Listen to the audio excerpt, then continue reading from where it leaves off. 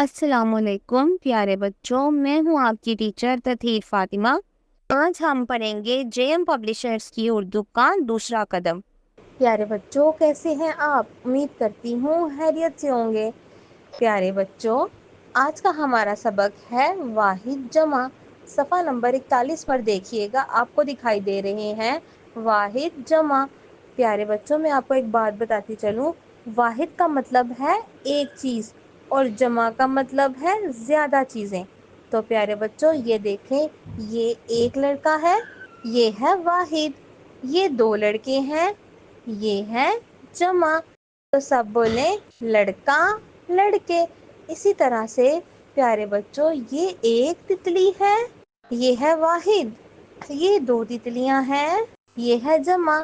تو سب بولیں تتلی تتلیاں۔ یہ ایک غبارہ ہے، یہ دو غبارے ہیں۔ یہ ایک غبارہ ہے تو یہ کیا ہے؟ واحد۔ یہ دو غبارے ہیں تو یہ ہے جمع۔ تو سب کہو غبارہ غبارے۔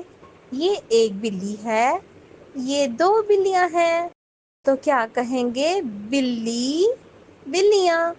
پیارے بچوں یہ ایک انڈا ہے، یہ واحد ہے۔ یہ دو انڈے ہیں، یہ جمع ہے۔ بچوں میرے ساتھ مل کر کہو انڈا انڈے۔ یہ ایک آنکھ ہے، یہ واحد ہے۔ یہ دو آنکھیں ہیں، یہ جمع ہے۔ تو میرے ساتھ مل کر بولیے آنکھ آنکھیں۔ پیارے بچوں یہ ایک کیلا ہے، یہ واحد ہے۔